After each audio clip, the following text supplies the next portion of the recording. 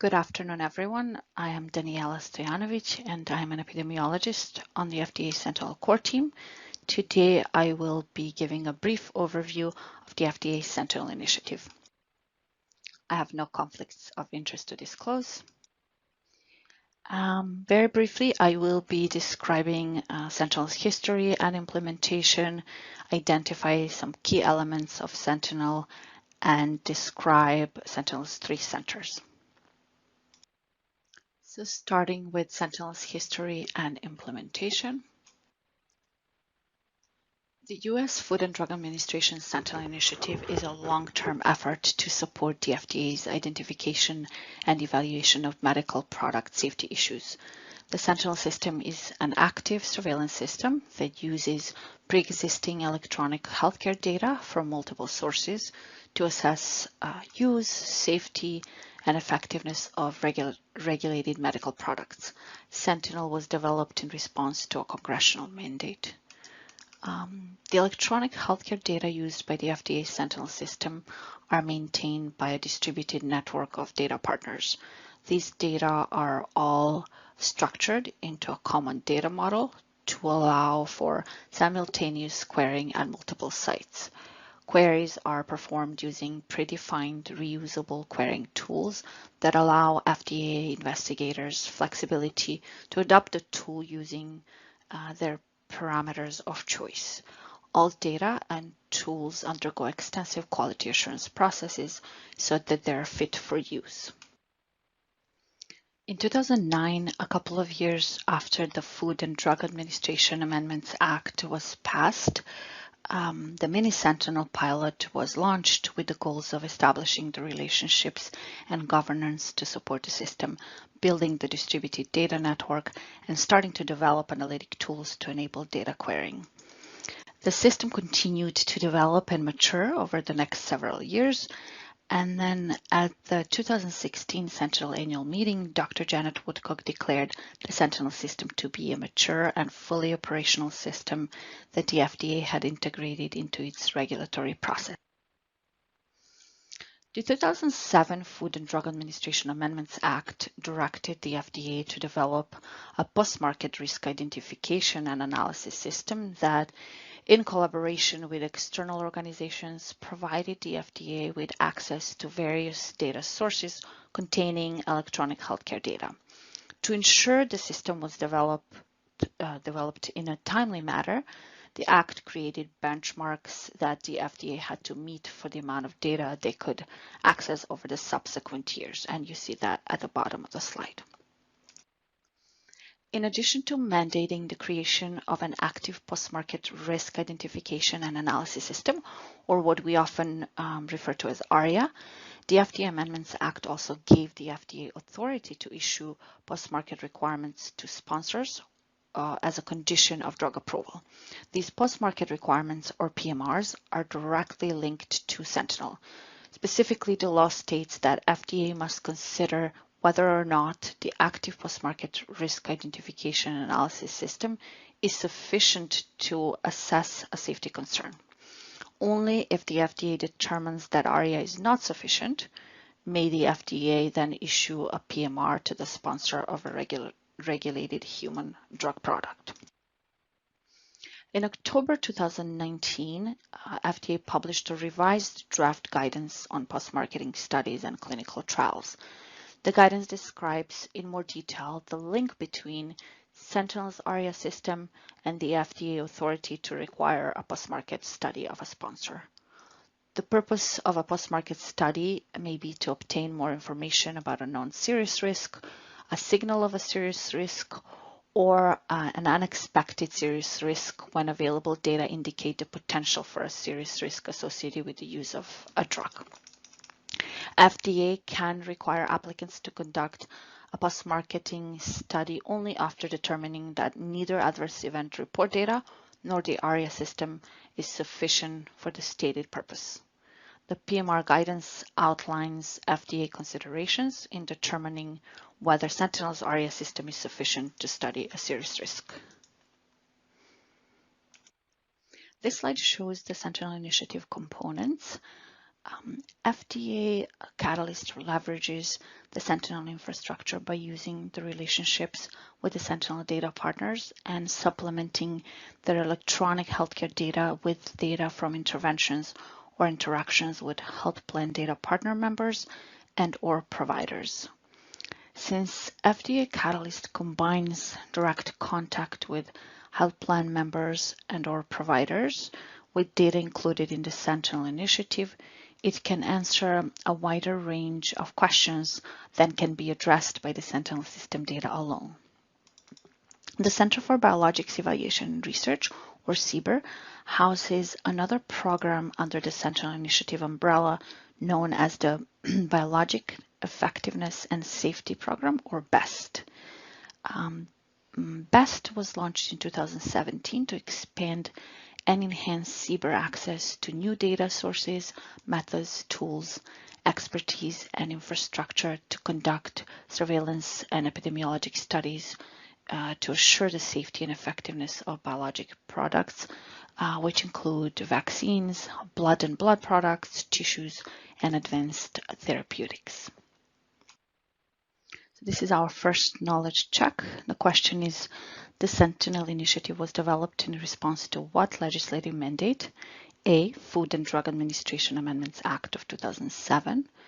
B, Draft Guidance on Post-Marketing Studies and Clinical Trials published in 2019. Or C, Family Smoking Prevention and Tobacco Control Act of 2009. And the correct answer is A.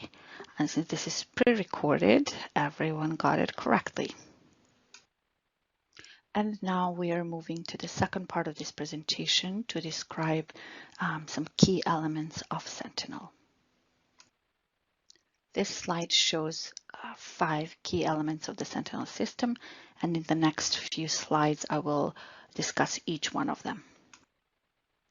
Electronic healthcare data are data generated from patient interactions with their healthcare providers or interactions between a patient and his or her health insurance.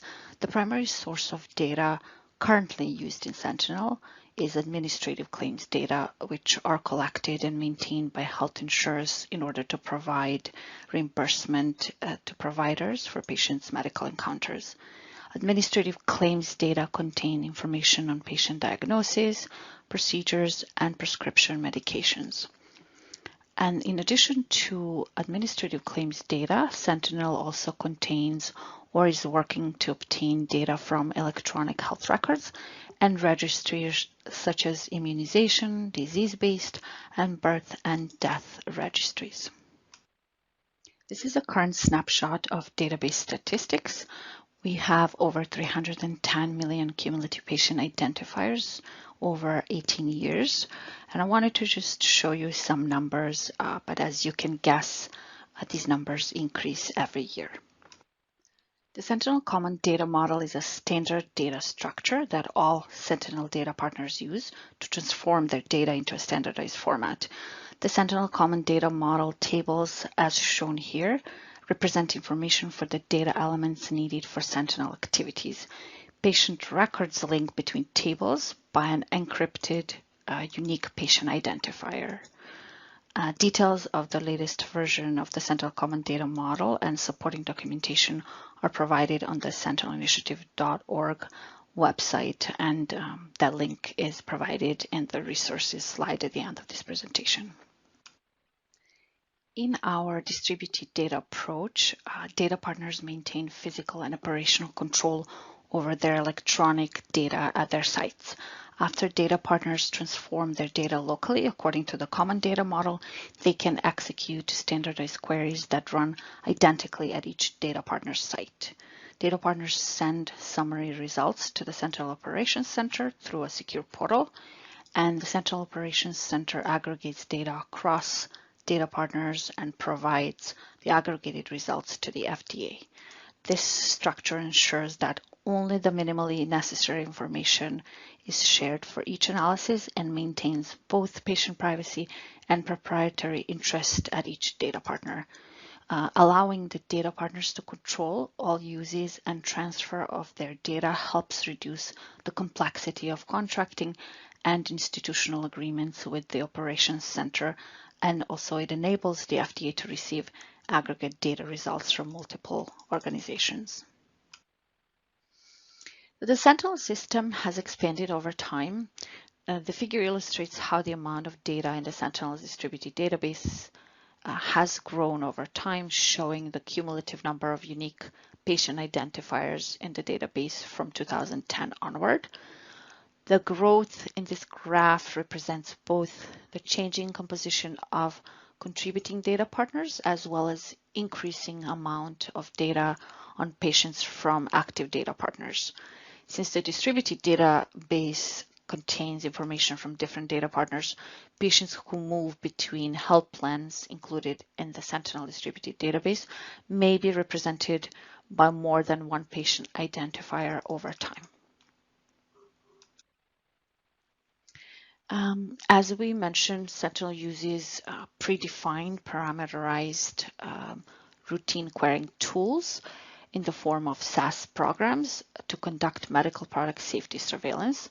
Using routine querying tools, Sentinel shortens the turnaround time for Sentinel queries compared to full protocol-based observational studies that require de novo analytic programming. All Sentinel tools are pre-tested and validated prior to being used for analysis. Sentinel's routine querying tools can be classified into several categories based on the type and complexity of the analysis. Here we show signal identification level 1, level 2, and level 3 analysis, and more detailed descriptions of the tools are publicly available on the Sentinel website at the link provided. So Sentinel's robust quality assurance process ensures that data undergo extensive quality checks before they're brought into the Sentinel distributed database. The Sentinel Operations Center uses a detailed and stepwise process that involves a coordinated effort between each data partner and the Sentinel Operations Center. Data are considered high quality when they meet pre-specified standards and are fit for its intended use. Sentinel has been used to address many different types of questions. Here we show some generalized examples of the types of questions that have been answered in Sentinel. And instead of reading them, I will just pause briefly so you can take a look at some of these questions.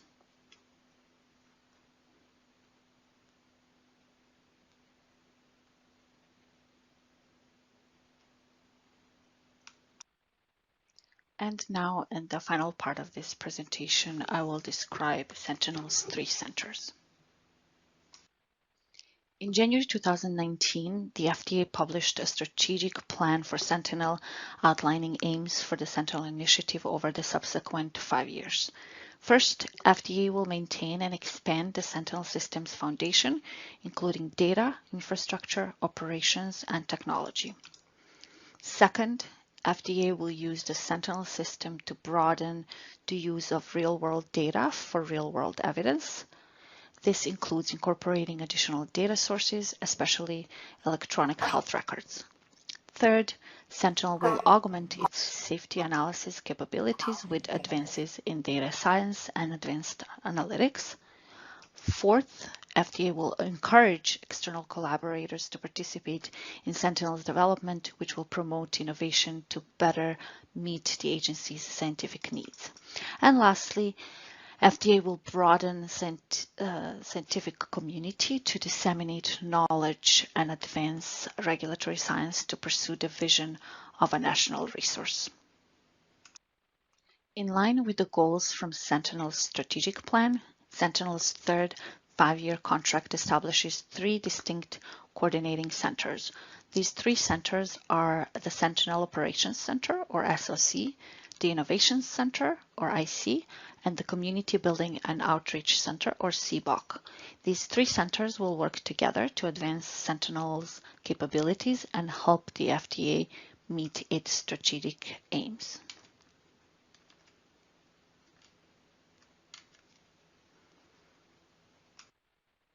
The Sentinel Operations Center is led by Harvard Pilgrim Healthcare Institute in collaboration with over 40 other entities. The Sentinel Operations Center runs Sentinel's active risk identification and analysis system.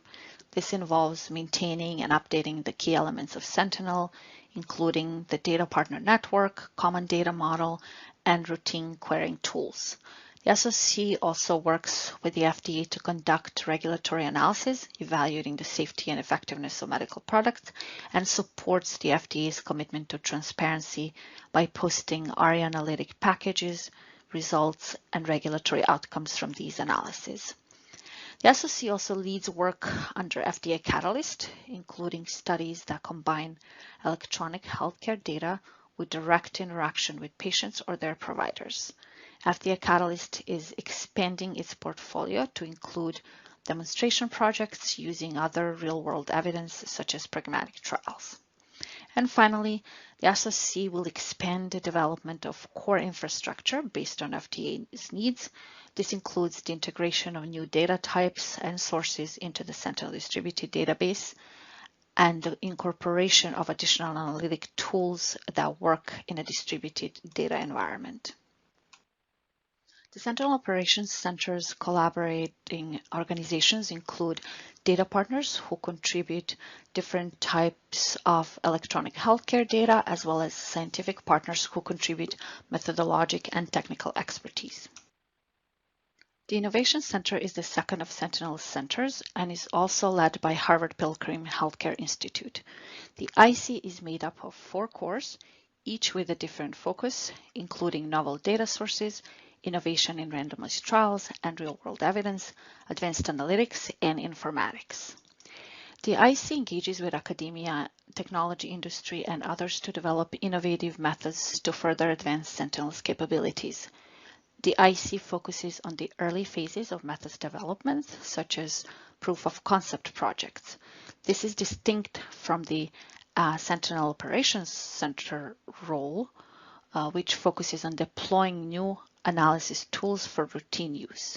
Some specific goals of the IC include developing approaches for better utilizing data from EHRs, exploring additional signal detection methodologies and causal inference approaches, and incorporating advanced analytics to further advance Sentinel.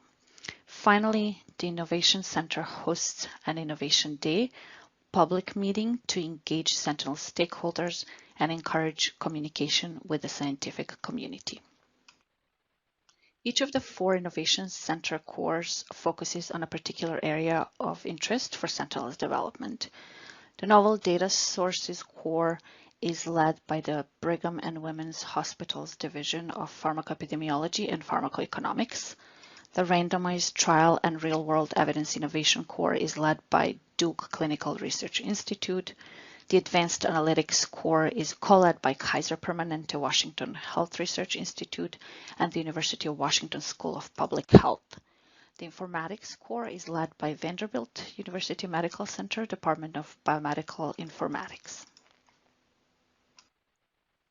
The IC's data and scientific partners represent a variety of fields, including data science, pharmacoepidemiology, biostatistics, biomedical informatics, natural language processing, machine learning, and other areas of artificial intelligence, signal detection, advanced causal inference methods, data linkage and integration, pragmatic trials, and real-world evidence generation. And finally, our third center, the Community Building and Outreach Center, or CBOC, is led by Deloitte Consulting in collaboration with IQVIA and Nova Research. The goal of the Community Building and Outreach Center is to enhance the Sentinel scientific community. Specifically, they modernize and improve the Sentinel website to enhance communication and uphold FDA's commitment to transparency. In addition, they're developing novel public portals to enhance usability, search, information management, and community engagement around Sentinel projects, tools, and results in order to encourage broader uptake of Sentinel resources across the scientific community. The CBOC hosts scientific competitions to catalyze potentially breakthrough ideas around important but enduring scientific and methodologic questions. And finally, they promote the adoption and use of the Sentinel Common Data Model and routine analytic tools through providing external training and direct technical support, as well as engaging stakeholders such as international regulators and industry. And knowledge check number 2, which of the following is not one of the 3 centers comprising Sentinel? Sentinel Operations Center, Innovation Center, Center for Electronic Health Records, Community Building and Outreach Center. The correct answer is C, and everyone got it correct. And in summary, Sentinel is FDA's medical product active safety surveillance system. It currently contains over 310 million cumulative patient identifiers over 18 years of data. Sentinel uses a common data model and a distributed database to generate evidence to inform clinical decision making. And this concludes my presentation. I have some resources in the next couple of slides, and I will take your questions.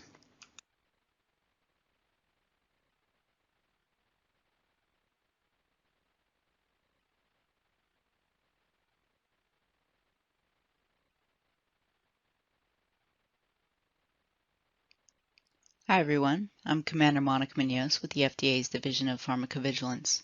In this talk, I'll provide a high-level overview of FDA's signal identification efforts in the Sentinel system. The FDA initially prioritized the development of signal refinement and signal evaluation capabilities. Since Sentinel has matured into a key component of FDA's surveillance activities, and the agency has made significant progress towards incorporating signal identification tools into its existing suite of modular programs. After this talk, you should be able to define signal identification and what it means in the context of the Sentinel system, describe the motivation and approach FDA is taking towards building signal identification capabilities in Sentinel, and identify where further information can be found, including information on signal identification methods, ongoing projects, and results of those projects.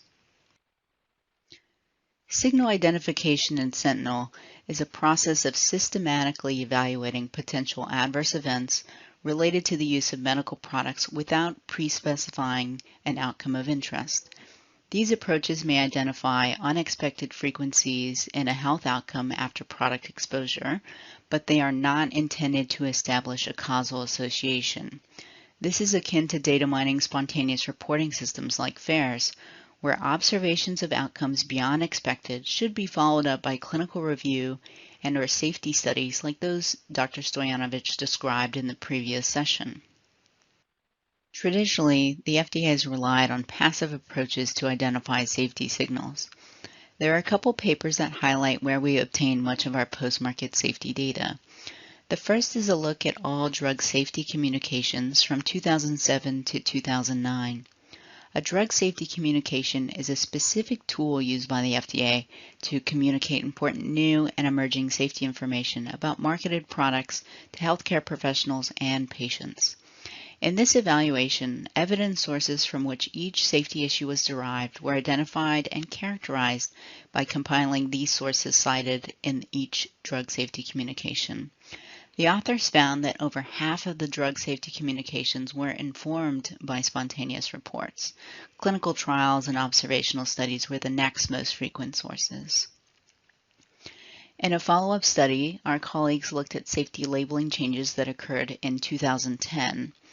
This was a retrospective review of the FDA's internal files for approximately 400 drugs that had safety labeling changes in 2010. Similarly, they found that spontaneous reports contributed to over half of the labeling changes. These papers are oldies but goodies, but they are likely still representative of our data sources today. FAIRS has been our cornerstone of post-marketing surveillance for approximately 50 years. It has some notable strengths. It's good for detecting rare and acute events like drug-induced liver injury. It captures all products and settings of use, and it can be a valuable source for gathering a patient perspective, which is facilitated by our MedWatch program. But because of its well-known limitations, like unknown exposure denominator, variable quality of reports, bias reporting, underreporting, I won't belabor these, it makes it difficult to identify signals with certain attributes like long latency, worsening or waxing and waning diseases, or outcomes with high background rates. We're also not able to quantify risks because of the limitations of spontaneous reporting. In contrast to FAIRS, Sentinel has some important advantages. We know the exposure denominator. Exposure and event capture is not dependent on a voluntary process, although there are other aspects like coding practices that we need to be cognizant of. Sentinel has longitudinal data. While in a case report we have a limited snapshot in time, in Sentinel we can follow cohorts of patients and see what preceded the exposures and outcomes of interest, as well as follow the patient's trajectory after an event. We are also able to employ traditional epidemiological methods that allow us to control for confounding variables. So these advantages are in direct contrast to FAIRS data, which makes signal identification in Sentinel a good complement to our traditional passive surveillance approaches. So to recap, our efforts for surveillance are largely reliant on passive data sources listed here on the left. Sentinel provides an opportunity for us to use an active approach for hypothesis-free signal identification to complement our current surveillance tools. These are the approaches for signal identification in Sentinel. We currently have capabilities for the first three approaches, each having their own particular purpose. The first one listed here originates from the Vaccine Safety Data Link, where there's a panel of designated medical events of interest that are followed sequentially after vaccination. This is an example of a level 3 analysis. The second one listed here is TreeScan, which allows us to follow one product and look at all outcomes for alerts. I'll provide a little bit more information on TreeScan in the upcoming slides. The third approach here is the opposite of TreeScan, where we can pick one outcome of interest, for example angioedema, and look across all products to identify alerts. This is referred to as drug scan. TreeScan is a signal detection approach grounded in well-known epidemiologic designs and scan statistics. With TreeScan, we can conduct surveillance for thousands of different outcomes simultaneously using a method that also controls for multiple hypothesis testing and overall type 1 error. TreeScan takes advantage of the hierarchical nature of clinical concepts, similar to MEDRA terminology, but in form of a tree structure comprised of ICD-9 and ICD-10 codes. This tool is free to use, and more information can be found at the link below, as well as on the Sentinel website. Within TreeScan, there are multiple methods and study design choices depending on the purpose of the analysis and characteristics of the product and population studied. For example, there are considerations for employing a self-controlled versus a comparator design, or a general or global propensity score versus a tailored propensity score. Each method has considerations that are beyond the scope of this 15-minute presentation, but the important takeaway here is that Sentinel has built up a variety of tools and capabilities that can be readily applied and depend on the situation. The capabilities are continually developing, and their place in the Sentinel system will be refined as our experience grows. When we run a TreeScan analysis, we may identify alerts. So when an alert is identified by TreeScan, what does it mean? An alert is a statistically significant difference in the observed frequency of the coded outcome relative to the expected counts. Importantly, an alert is not necessarily a signal. A signal being the identification of a new potential causal association or a new aspect of a known association between an intervention and an event that requires further evaluation. For example, we may see an alert for hyperkalemia with ACE inhibitors, but that would be consistent with a known risk that is well described in labeling. Any unanticipated alerts would require further triage, which could include considerations of factors like the known safety and benefits of the product, attributes of the outcome, and study design choices. Alerts may be refuted, refined, or strengthened with this further evaluation. This does not mean that every alert will lead to a full study or formal evaluation. For instance, we have a tool that we can review the patient profiles associated with the outcome to give us more context around the patients who experienced the outcome and what was occurring around the outcome. After a review of the event in its context, the alert may be refuted. At this point, FDA is working to implement Sentinel signal identification into our surveillance practices. Our next step is conducting a pilot analysis. This pilot will help us develop best practices and processes for integrating Sentinel signal identification into our surveillance activities. These activities in Sentinel won't replace our already robust pharmacovigilance program, but is something that we hope to add to our toolbox and identify exactly where it fits best.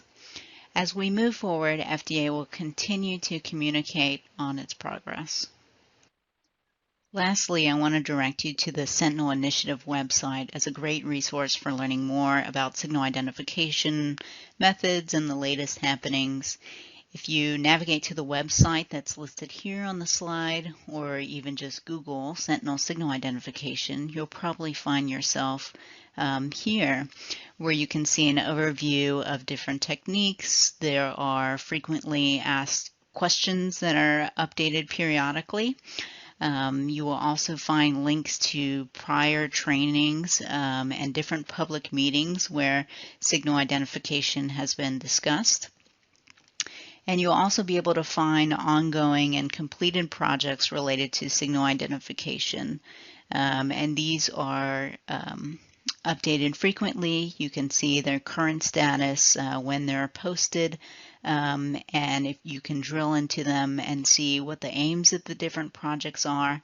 And as deliverables become available, they will also be posted on the website. So a great resource. In summary, FDA is establishing a Sentinel signal identification program that expands on the current utility of the Sentinel system. The intent is to complement and not replace our existing pharmacovigilance approaches with a more active approach. We previously had a public workshop to discuss the methods, opportunities, and challenges involved with operationalizing these approaches within the Sentinel's distributed data network. We received valuable feedback from the partners and the community and are working towards having the system integrated into our existing regulatory processes. We are also aiming to build on the existing transparency initiatives in Sentinel and will continue to communicate FDA's efforts to proactively monitor the safety of medications and disseminating lessons learned.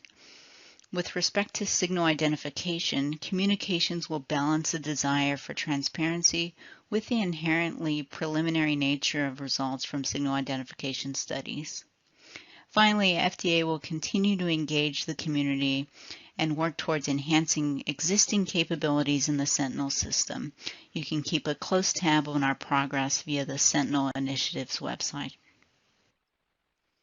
All right, on to the challenge questions. Question 1, compared to spontaneous reporting data, the Sentinel system has which of the following advantages? A, ability to adjust for confounding. B, longitudinal follow-up. C, known exposure denominator. Or D, all of the above. Hopefully you were nodding your head the whole way, and the correct answer is D, all of the above. Question 2, true or false? Alerts identified by TreeScan represent new safety signals that need additional analyses. The answer here is false. Any new alerts identified by TreeScan do not necessarily represent new safety signals. Before we close and open up for questions, I'd like to acknowledge Commander Michael Nguyen, the Sentinel team, and our many collaborators who have continued to move this initiative forward. Thank you.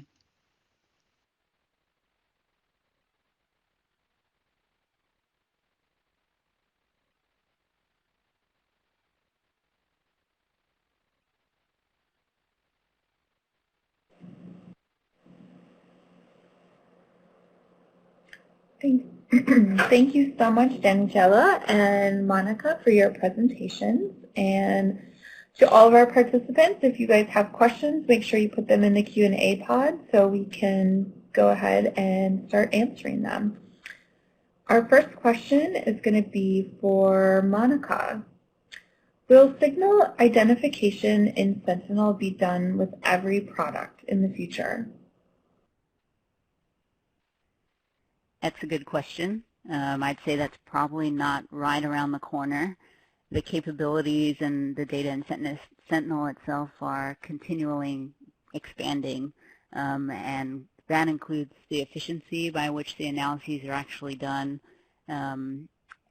those things that Danijela talked about, ensuring quality control and having validated SAS programs, as well as having processes that help us optimize the use of these tools within CDER and across the data partners.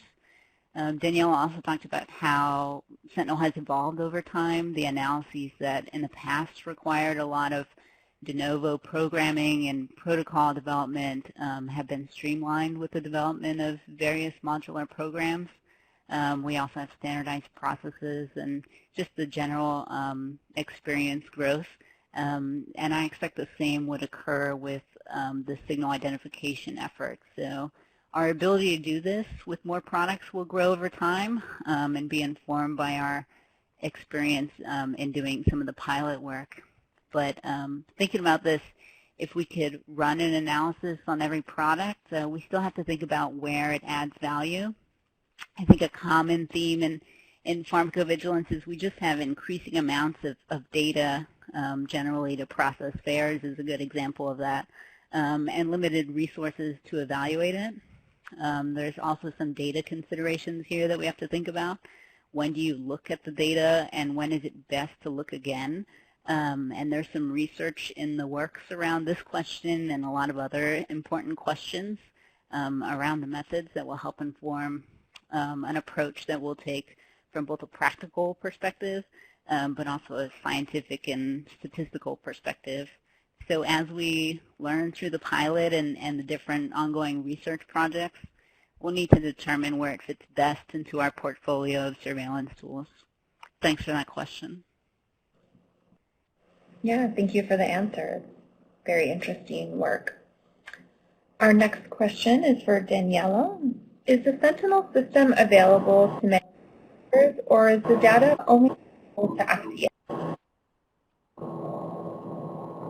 No, Sentinel is actually available publicly. It's through Randall Udall Foundation, or IMED.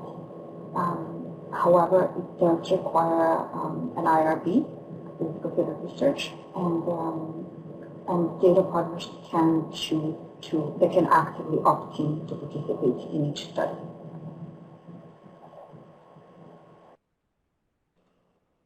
Okay, great. Thank you so much. Another question for you, Danijela. How, how is Sentinel being used to get the COVID-19 pandemic? Are you using Sentinel?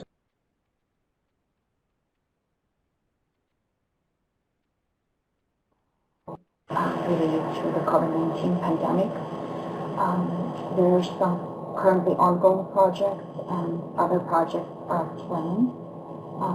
We have a list of all of them on our website. There's a page under drug that's specifically related to COVID-19 activities, but I can just briefly highlight some.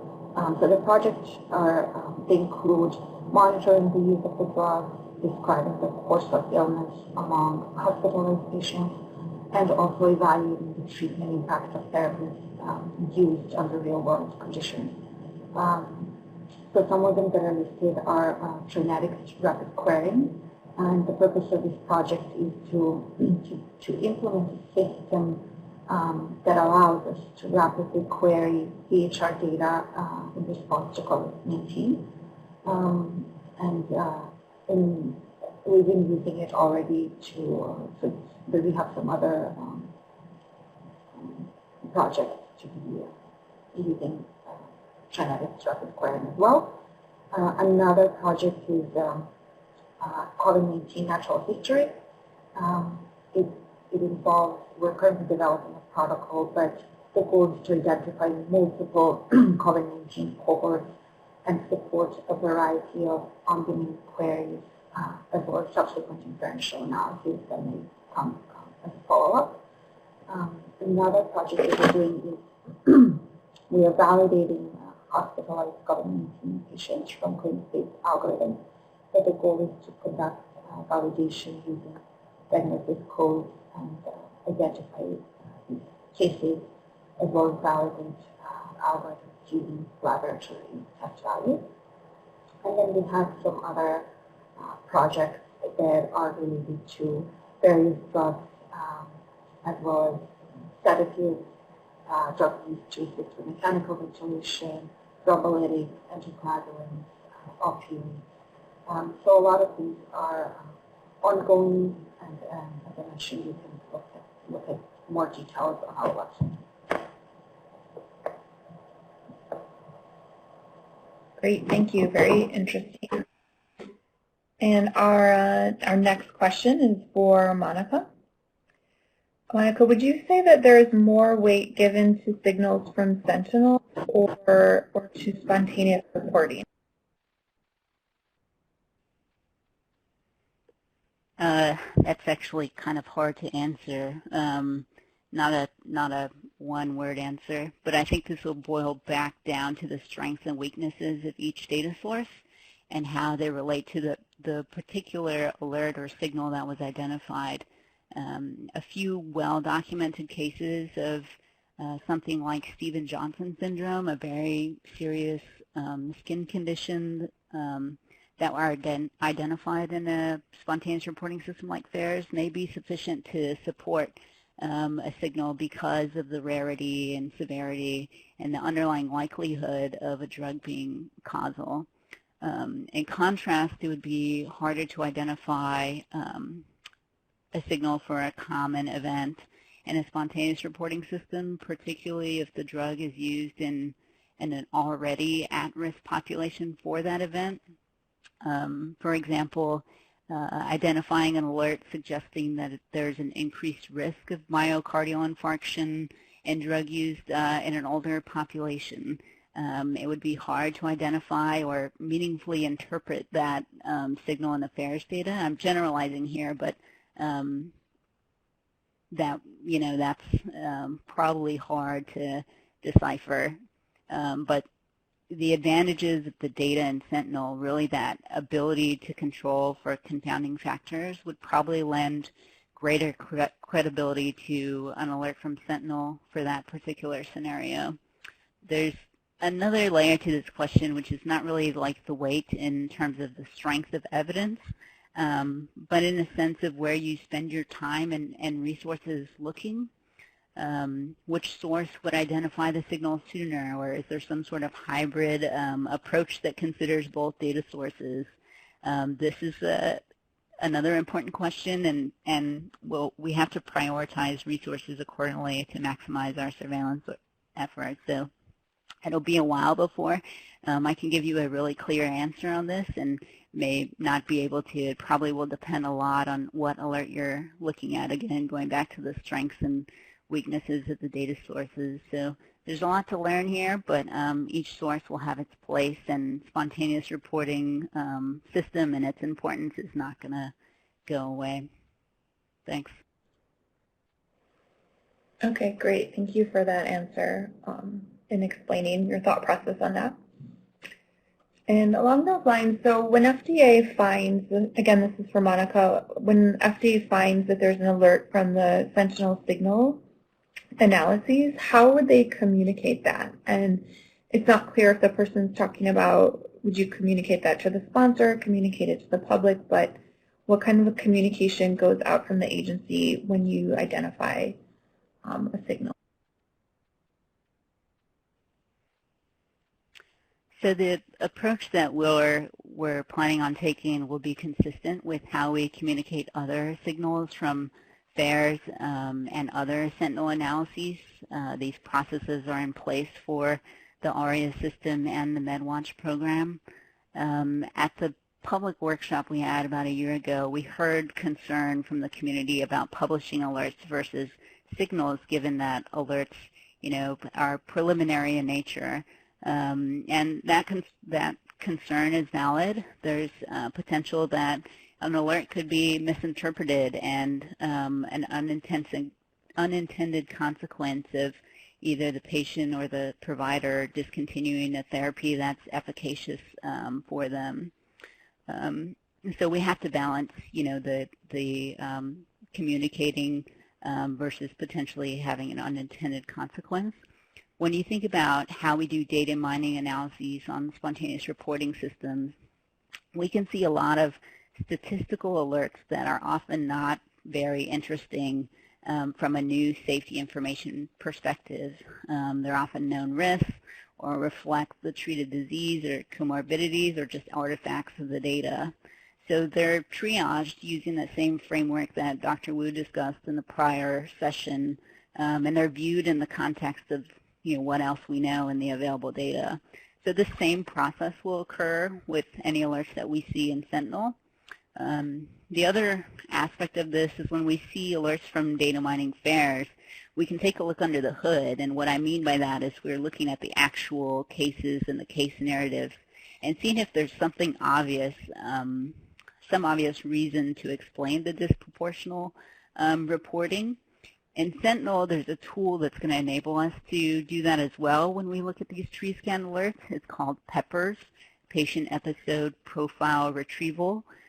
These are de-identified data sets that show us really the story around the patient. It'll show us their comorbidities, other exposures, what may have occurred pre that event of interest that may be a risk factor for that event, as well as what happened to that patient after they experienced that event. So we'll have some ability to triage these alerts in a similar way that we triage FAERS alerts. So I'm on a little bit of a tangent now, but to summarize, the way FDA will communicate about signal identification analyses in Sentinel would be consistent with how we communicate about other Sentinel analyses and with a signal threshold similarly used for other data streams. Thanks. Great, thank you. I liked the explanation. It was very interesting. So appreciate that. Our next question is going to be for Danijela. And we spoke a little bit about the ARIA program, but can you talk about how sponsors are connected to ARIA?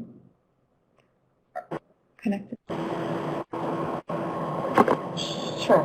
How we interact maybe with the sponsor. I guess it's not very clear, but I'm assuming they're asking how the sponsors and ARIA interact. So as I mentioned in one of the earlier slides, we have to first determine if Sentinel is sufficient to answer the question in safety concern, and if Sentinel is sufficient or ARIA is sufficient, we are mandated to conduct that analysis using Sentinel data. And if we determine that Sentinel is not sufficient to answer the question, then we issue a post-marketing requirement study to the sponsors. So that is communicated with the sponsor. So we mainly interact with the CMR requirement.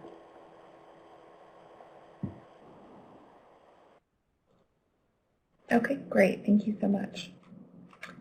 And just along that lines, Danijela, could you explain about level 1, level 2, and level 3 more in depth?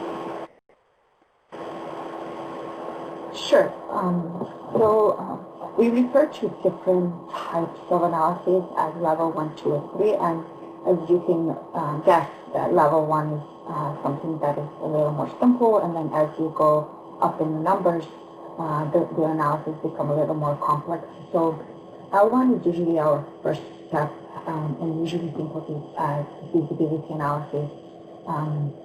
It usually identifies a cohort of interest. You can perform some minimally adjusted or unadjusted analysis. For example, we would use an L1 to calculate the drug run rate, to identify exposures, follow-up time.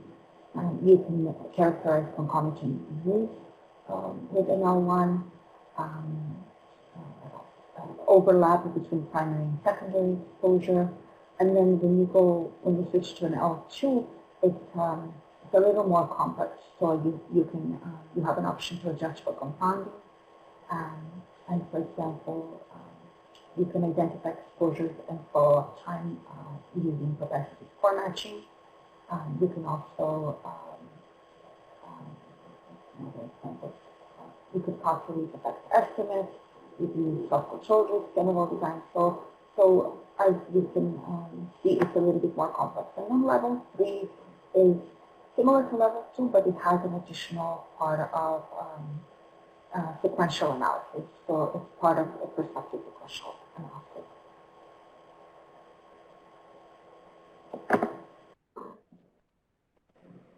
Okay, great. Thank you. And another question for Danijela.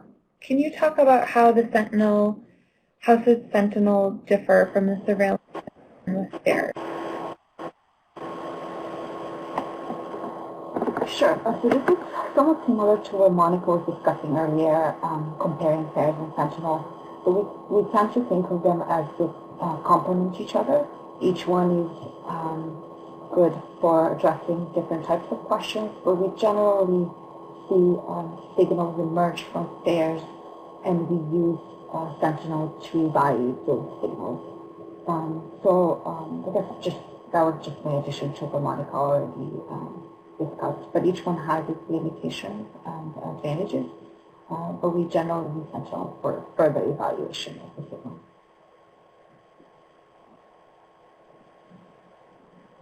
All right. Sounds good. Makes sense. And our last question is going to be for Monica. And just looking forward, you were talking about the pilot, but people want to know what are you looking at for a product, or are you planning to look at different products for a pilot at all? So we are actively considering what the options of which product or products to include, but we haven't made a decision yet. We're doing some data pools to inform the selection of what would make a good candidate. There's a number of factors that we have to consider, from product factors like what's known about the risk-benefit profile of the product, or even the drug class. The drug class isn't off the table. And some study design factors that will play into the feasibility of running an analysis. We want to run an analysis that will be useful. For instance, if we pick a product that has entered the market just 1 or 2 years ago, it's possible that a TreeScan analysis may be underpowered to identify alerts if there's not much exposure. In that case, the alerts TreeScan would identify would have to reflect a pretty large relative increase in risk, or an outcome that is pretty common. And what that means is, or it translates to, is alerts for risks that are likely already known from the clinical development program. While that analysis would probably be reassuring in a sense, it's not the intended use of the tool, so it wouldn't make a great first candidate to inform how we'll move forward. The Sentinel team, our division of biostatistics, and different collaborators have done a lot of work around power analyses for the various methodologies that we have available. So we have a sense of how many exposures are needed to detect a risk with a certain level of confidence, that we aren't looking at a bunch of noise.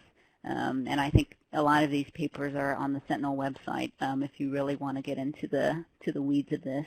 But overall, we want to pilot something that will also help us move forward from a procedural and process perspective. Thanks. All right, great. Thank you so much, Danijela and Monica, for your presentations and for really taking the time to give such thoughtful answers to these questions from the audience. So we really appreciate that.